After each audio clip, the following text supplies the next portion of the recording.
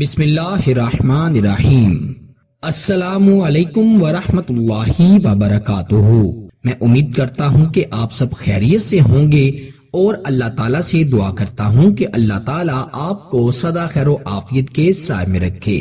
پیارے نبی کے دین کے پیارے دوستو، اگر آپ کو لگتا ہے کہ کوئی شخص بڑا ڈھیٹ ہے، آپ کی بات کو نہیں سنتا، آپ اسے پیار سے بھی سمجھاتے ہیں، اس پر عملیات بھی کرتے ہیں، وظائف بھی پڑھتے ہیں، لیکن اس شخص پر کوئی اثر نہیں ہوتا، اس کی عقل، اس کا غرور و تکبر ویسے کا ویسا ہے، اور آپ اسے اپنی محبت میں گرفتار کرنا چاہتے ہیں، اسے اپنی محبت میں ڈھانا چاہتے ہیں، گرانا چاہتے ہیں، اور آپ چاہتے ہیں کوئی ایسا معجزہ ہو جائے کہ وہ شخص آپ سے محبت کرنے لگے، وہ اپنی عقل کو چھوڑ کر آپ کی محبت میں گرفتار ہو جائے، تو آج کا وظیفہ صرف آپ کے لیے ہے۔ میں کہتا ہوں اس وظیفے سے طاقتور وظیفہ کوئی نہیں ہے۔ اگر دوسرا انسان آپ کے اشاروں پر نہ ناچے تو مجھے عامل مت کہیے گا۔ یہ حروف مقطعات کا صرف ایک لفظ کا بے انتہا طاقتور وظیفہ ہے۔ حروف مقطعات وہ حروف، وہ الفاظ جو کہ قرآن مجید فرقان حمید میں سے لیے گئے ہیں۔ کسی نہ کسی صورت کا آغاز ان الفاظ سے ہو رہا ہے۔ یہ وہ الفاظ ہیں جن کے بارے میں علماء اکرام، صوفیاء اکرام، بزرگان دین، عامل حضرات کا کہنا ہے کہ ان کا مطلب اللہ کے سوا کوئی نہیں جانتا، لیکن اگر آپ ساری دنیا کو ایک طرف رکھ دیں اور ان الفاظ کی طاقت کو ایک طرف رکھ دیں تو میں کہتا ہوں ان کی طاقت سب سے زیادہ ہے۔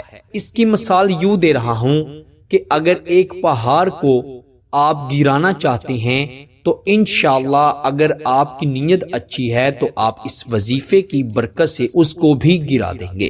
تو انسان کا دل تو بہت چھوٹا سا ہے، آپ اس کو آسانی سے نرم کر سکتے ہیں، اسے اپنی محبت میں بے چین کر سکتے ہیں، بے قرار کر سکتے ہیں۔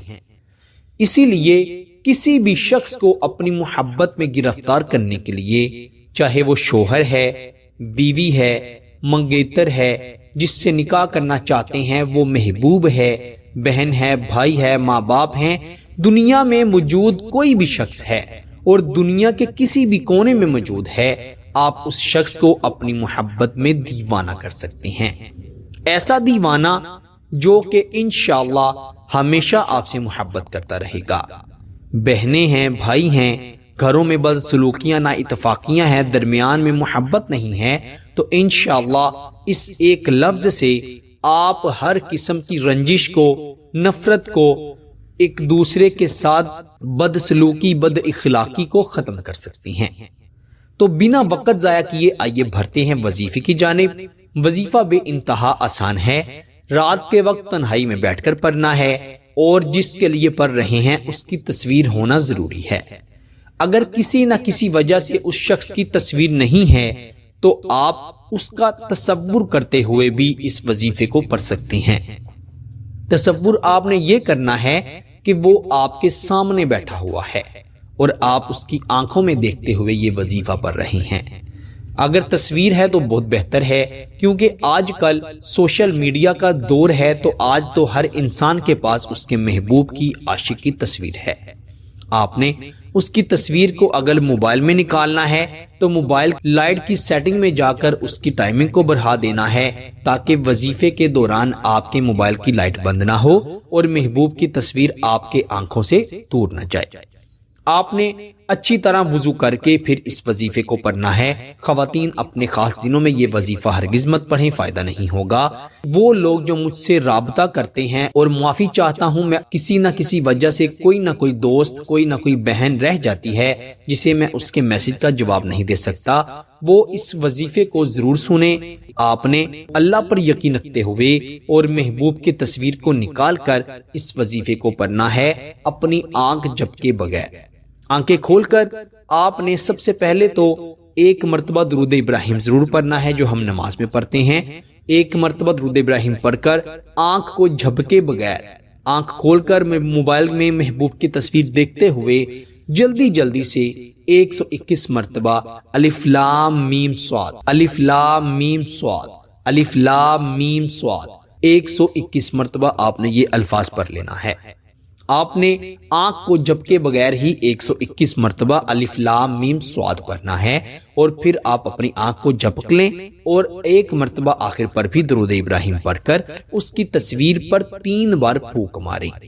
میرے دوستو، درود ابراہیم آپ نے نارمل ہی پڑھنا ہے، صرف آپ نے آنکھ جھپکے بغیر 121 مرتبہ الف لام میم صاد ہی پڑھنا ہے۔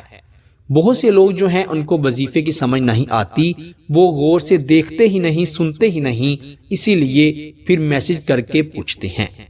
آپ کو سمجھ نہ آئے تو ویڈیو کو دوبارہ سے سنیں اور انشاءاللہ دیکھیے گا آپ کو اس کا بڑا فائدہ ہوگا۔ وہ انسان جو آپ کی طرف محبت سے دیکھتا تک نہیں، آپ کو ایک جھلک دیکھنے کے لیے اتنا بے چین ہوگا کہ آپ سوچ بھی نہیں سکتے۔ آپ نے اس وظیفے کو صرف اور صرف اللہ رب العزت پر یقین رکھتے ہوئے پھر پڑھنا ہے، اور اچھی نیت سے پڑھنا ہے۔ اگر آپ کا ارادہ غلط ہے، اگر آپ کا مقصد کوئی غلط ہے، تو آپ کو اس کا ذرا بھی فائدہ نہیں ہوگا۔ وہ لوگ جو محبت کی شادی کرنا چاہتے ہیں، جن کا محبوب نہیں مان رہا یا گھر والے نہیں مان رہے، وہ اس وظیفے کو پڑھ کر اپنے محبوب کو یا اس کے گھر والوں کو نکاح کے لیے رضامند کر سکتے ہیں۔ وہ شوہر جو اپنی بیوی سے لڑائی جھگڑا کر کے اس کو مائکے چھوڑ آیا ہے اور اپنی بیوی کو لینے نہیں جا رہا، وہ میری بہنیں اس وظیفے کو پڑھیں، انشاءاللہ شوہر خود خوشی خوشی لینے آئے گا، اور انشاءاللہ اس وظیفے کے بعد آپ میں اتنی محبت پیدا ہوگی کہ آپ نے کبھی تصور بھی نہیں کیا ہوگا۔ بس کسی کے بھی دل میں جائز محبت، نیک محبت ڈالنے کے لیے اس وظیفے کو پڑھ لیں، انشاءاللہ آپ بے انتہا فائدہ حاصل کر لیں گے۔ اللہ تعالیٰ سے یہی دعا ہے، جن لوگوں کے رشتوں کے درمیان رکاوٹیں ہیں، بندشیں ہیں، اللہ تعالیٰ ان سب کے رشتوں میں آسانیاں پیدا کر دے، انہیں اچھے اور نیک رشتے عطا فرمائے۔